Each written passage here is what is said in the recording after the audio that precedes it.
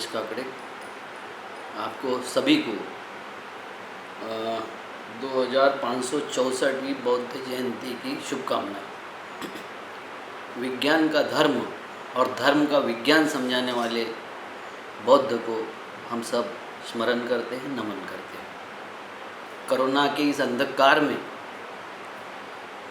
जहाँ सारे विचार, सारे धर्मों के विचार कैद हो गए, वो अपने अपने जगह पर उनको मजबूरन कैद होना पड़ा, मगर बुद्ध ये व्यक्ति पर प्रक्रिया करने वाला, उसकी मानसिकता पर, उसकी बुद्धि पर, उसको विचार के लिए प्रवन्न करने वाला धर्म है।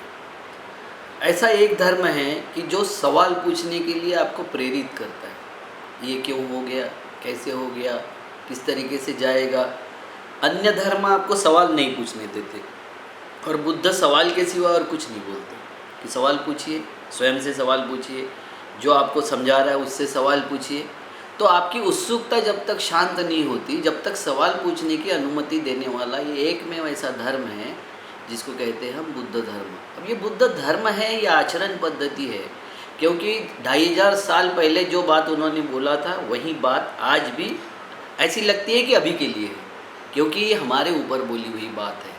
ये किसी कपोल कल्पित घटना और कहानियों की बात नहीं करते बौद्ध बोलते हैं कि किसी किताब पर विश्वास मत रखिए, किसी शास्त्र पर विश्वास मत रखिए, किसी दूसरे ने बताई हुई बात पर विश्वास मत रखिए, विश्वास अपने पर रखिए, स्वयं पर। आप स्वयं प्रकाशित हो जाइए और प्रकाशित होकर पूछिए कि इसके पीछे कारण क्या है। भगवान बुद्ध दुख का कारण ढूंढते ढूंढते बौद्ध हो गए, उनको बुद्धत्व प्राप्त हो गया, क्योंकि जो भी कारण हमारे साथ हो रहे हैं, जो भी घटना या दुर्घटना हमारे साथ हो रही है, उसके कारण हमको नहीं पता होते, और जब तक कारण पता नहीं होते उसका समाधान हम नहीं ढूंढ सकते। ये जो बाकी के समाधान बताते हैं ये आपकी मानसिक प्रक्रिया को शांत करने के काम है।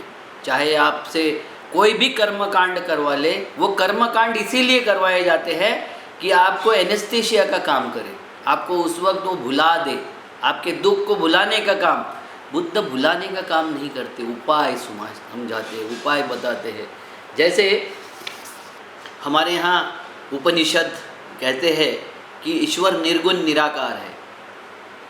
बौद्ध ने कुछ बोला ही नहीं ईश्वर पर, स्वर्ग पर, नरक पर, क्योंकि ये जो बोले हैं ये पक्का है कि जैसा ही बोला इन्होंने निर्गुण और निराकार है, इसका मतलब हम किसी न किसी गुण से उनकी तुलना कर रहे हैं, किसी न किसी आकार से हम इसकी तुलना कर रहे हैं, तो बांधा गया ना, फिर से बंधित तो हो गए। तो ईश्वर ऐसा तो है नहीं। ईश्वर जो है वो बुद्ध ने शांत किया खुद को। पहले बोला कि पहले ये तो समझ ले कि तू कौन है, बाद में ईश्वर को ढूंढना, बाद में स्वर्ग ढूंढना, बाद में नर्क ढूंढना। दुख पहले क्या है, तू कौन है, तेरे दुख के कारण क्या है, और वो दुख के कारणों के निवारण कैसे होंगे, ये समझ में आएगा तो फिर बाद की बात है खोज। और हर चीज़ में वो खोज सिखाते हैं। वो ये नहीं सिखाते कि मुझ पे विश्वास रखो ना, कोई विश्वास नहीं। जब तक तुम्हारी 2 इंद्रिय, पंचेंद्रियों में से 2 इंद्रिय किसी बात को कंफर्म नहीं करती, किसी बात की पुष्टि नहीं करती, जब तक उस बात को ना मानने की सलाह देते हैं बौद्ध। ये कितनी बड़ी बात है। 2500 साल पहले जब कर्मकांडियों का बोलबाला था, चारों तरफ कर्मकांड के जो करने वाले और करवाने वाले लोग थे, वो उनकी तूती बोलती थी, और वैसे इसमें इस तरीके के आपको संबोधन करना, इस तरीके से बोलना, अपनी मगधी भाषा में उन्होंने सारे संबोधन दिए, और मगधी भाषा में ही वो अपना प्रचार प्रसार करते रहे। और जो लोक भाषा थी बिहार की, और वो जो कुशीनगर और इस इलाके की वो लोक भाषा थी, उस लोक भाषा में उन्होंने अपने सारे संबोधन किए, और ये समझाने का प्रयास किया कि हमें कुछ भी पाने के लिए कहीं बाहर जाने की ज़रूरत नहीं है। विपश्यना नाम की एक जो साधना उन्होंने दी हमको, वो भी साधना हमको हमारे अंदर देखने की प्रेरणा देती है। क्योंकि सारे लोग जो बताते हैं कि कहाँ ढूंढना है, किसको कैसे ढूंढना है, तो कोई जिस तरीके से ये बोला जाता है कि मंदिरों में ढूंढो, मस्जिदों में ढूंढो, गुरुद्वारे में ढूंढो, विहारों में ढूंढो, नहीं बोला। उन्होंने खुद के अंदर ढूंढने को बोला। हमारे कारण, दुख के कारणों को अंदर ढूंढने के लिए प्रेरणा दिया है। ऐसा महान तत्वज्ञान जिस महात्मा बौद्ध ने दिया हमको, उनको मैं प्रणाम करता हूँ। हमारे यहाँ जो कुछ धर्मों पर टिप्पणियाँ हुई है। श्री राम लागू ने पहली टिप्पणी की थी।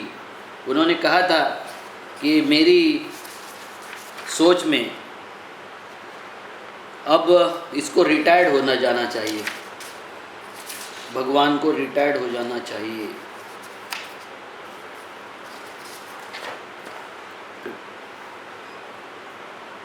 भगवान को रिटायर्ड हो जाना चाहिए।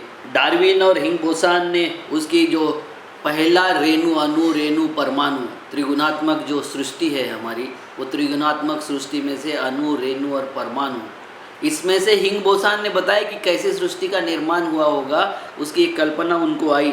डार्विन ने इंसान की थ्योरी दी। बुद्ध उसी के आसपास चलते हैं। बुद्ध ने कभी कोई कल्पना और कोई कथा, पुराण इसकी बात नहीं की। उन्होंने प्रयोग की बात की, उन्होंने खोज की बात की। हर चीज़ में बौद्ध खोज करने के लिए प्रेरित करते हैं।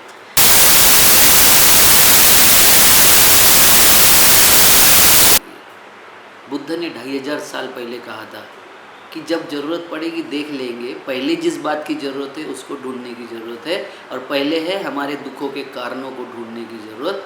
और उन्होंने फिर उसके लिए मंत्र दिया, बुद्धम शरणम गच्छामि, धम्मम शरणम गच्छामि, संघम शरणम गच्छामि। इसका मतलब है कि बुद्ध मतलब जिसको बुद्धत्व प्राप्त हुआ ऐसा व्यक्ति, या बुद्धत्व की ओर अग्रसर ऐसा व्यक्ति, उसको शरण जाइए। उसके बाद में उन्होंने धम्मम शरणम गच्छामि, मतलब धम्म मतलब विचार, उस विचारों को शरण जाइए। और उसके बाद में उन्होंने बोला संघम शरणम गच्छामि, उस संगठन को, उस समूह को शरण जाइए।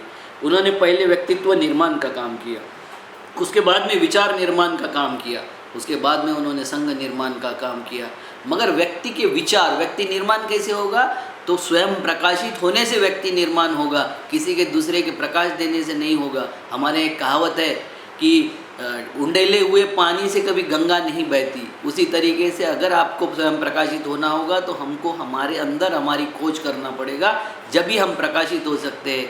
आज के दिन मैं भगवान बुद्ध को प्रणाम करता हूँ, और आप सभी को मैं एक विनंती करता हूँ कि हमारा धर्म, हमारा अध्यात्म हम हमारे बीच में खोजे, हमारे अंदर खोजे, कहीं बाहर खोजने की ज़रूरत नहीं है।